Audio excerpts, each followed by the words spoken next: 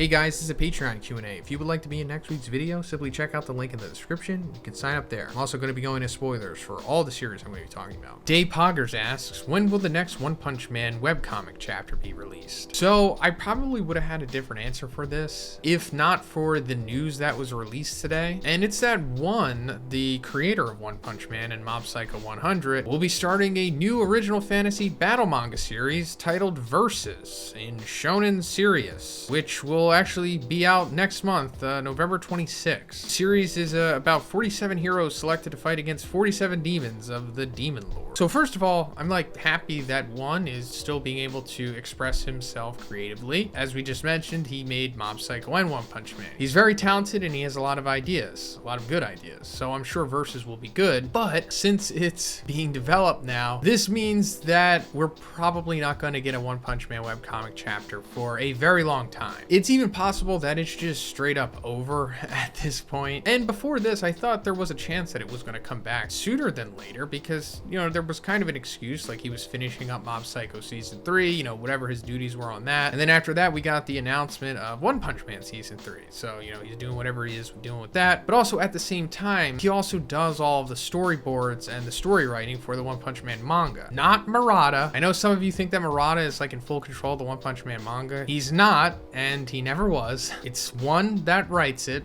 always has been. But now that he's just started this new manga, Versus, which also will be illustrated by Azuma Kyotaro, who also illustrates Tenkaichi and King of Fighters, he's probably not going to have time to make the webcomic anymore. And the webcomic was more so just like a hobby of his. He wasn't getting paid for making it. He's kind of just doing it for the fans, if anything. I mean, of course, that's how One Punch Man originally started. It's what launched his career. But once it became like a full real manga, with Murata and Shueisha and everything, then he just kind of took it more casually. So yeah, I guess we're probably not gonna get a chapter either for a very long time or ever again. And it's not like the story was over or anything. It wasn't even really close to being over. I think it was more so reaching the 2/3 of the series climax, if anything, because it had a huge cliffhanger at the end of it. Chapter 141 is the chapter where we saw Genos fighting those 3 dragon level robots that he was able to defeat by himself. And at the end of the chapter, we saw Saitama and Genos leaving Kuseno's lab and seeing these explosions in the city and buildings and planes going down and everything, and other heroes observing it as well. And it turned out that these were all seemingly Metal Knight robots causing all of this destruction. And yeah, like I said, huge cliffhanger. It's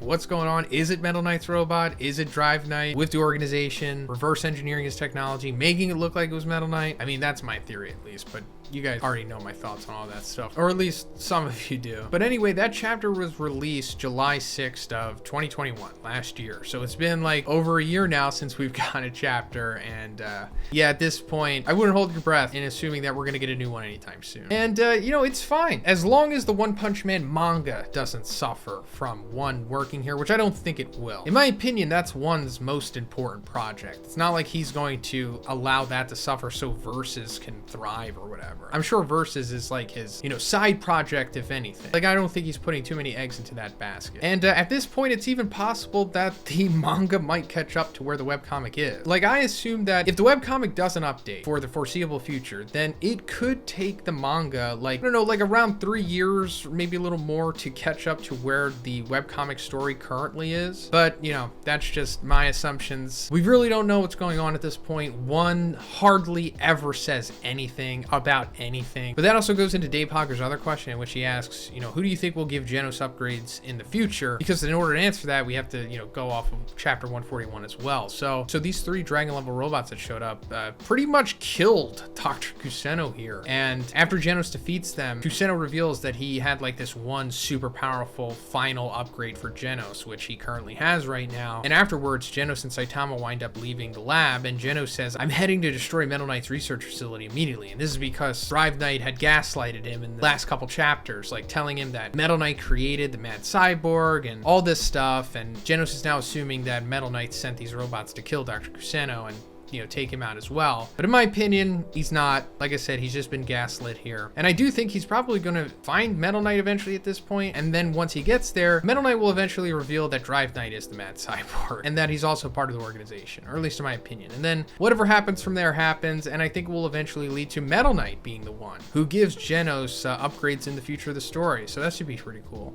Lesone asks, what do you have sympathy for the most in the One Punch Man universe? To me, it's a mix between Garo's death and Saitama's trauma. So I guess I would say like the lower level heroes in the Hero Association, kind of like the C, B, and A class heroes for sure, because they are trying to do the right thing in being like legitimate heroes and trying to do their best and everything. But a lot of them know that they'll ultimately never achieve greatness because of the S class. Like they know that they'll never become that strong simply because they just weren't born that way. Some of them are even literally built different. So it like really pulls on my heartstrings when I see stuff like that. Not so much with like Moomin Rider, because he more so accepts who he is, but it's like the other heroes that truly want to be great and literally be superheroes, but they just never will be. I really like that theme that one plays with from time to time. Lesone also asks, where would you put Sukuna's power in the Chainsaw Man world? So at least 15-fingered Sukuna that we saw in the Shibuya arcs using his domain expansion seems to be somewhat comparable to the Gun Devil. They even seem to have similar AoE attacks, right? Now I'm not saying one is stronger than the other because I really don't know and it doesn't matter. Geruda asks, how strong do you think Bakugo will be once he reawakens? His speed seems to be at least comparable to Deku without transmission. So I think when Bakugo finally wakes up, he's going to be way stronger than he was because, why not? He has like Headshot as his heart now pretty much, and I'm sure that's going to make him stronger because, like I said, why not? And also, we're in the final couple chapters of the series, and this is essentially going to be Bakugo's last fight sequence. So Horikoshi is going to make him as strong as he possibly can, make him look as good as he can. And now we're coming off of his whole cluster thing where he uses explosions out of all the pores in his body, which is like Bakugo's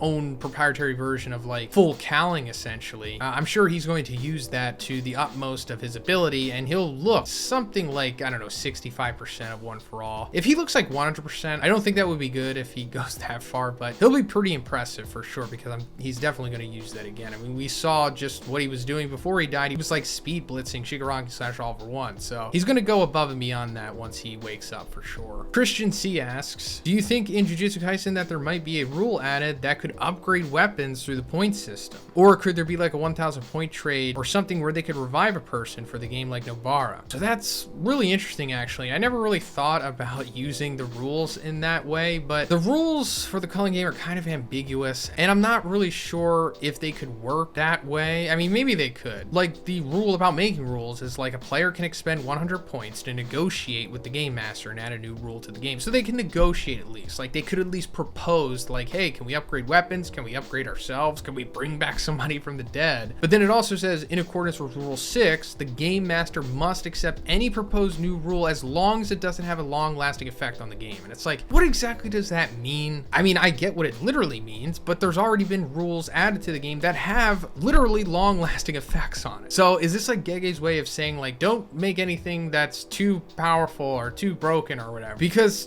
bring back somebody from the dead is pretty much doing that. And I don't know if the Culling game like itself has that much power to it. Like it is limited in its abilities. It's not like Greed Island in Hunter x Hunter where it can just do anything if you get the right card, which never really made sense to me, but that's a can of worms for another time. But like upgrading a weapon or upgrading yourself, maybe to a certain degree you can. Like I don't think it can go like full Hikari on you and like give you infinite cursed energy if you pay enough points. And I even think maybe bringing back somebody from the dead would be a little extreme for the Culling game mechanism, but maybe something lesser than that. Like maybe healing wounds. Maybe you could do something like that possibly. Like maybe it can perform reverse curse technique on you, and then maybe it could give you a little buff or augment something possibly. Like I said, I never really thought about it like that, but I think it would make things more interesting if they could. So yeah, that's pretty much it for the video today, guys. I want to thank all of my patrons for continuing to support me. I really appreciate it, guys. Thank you so much. And once again, if you would like to be in next week's video, simply check out the link in the description.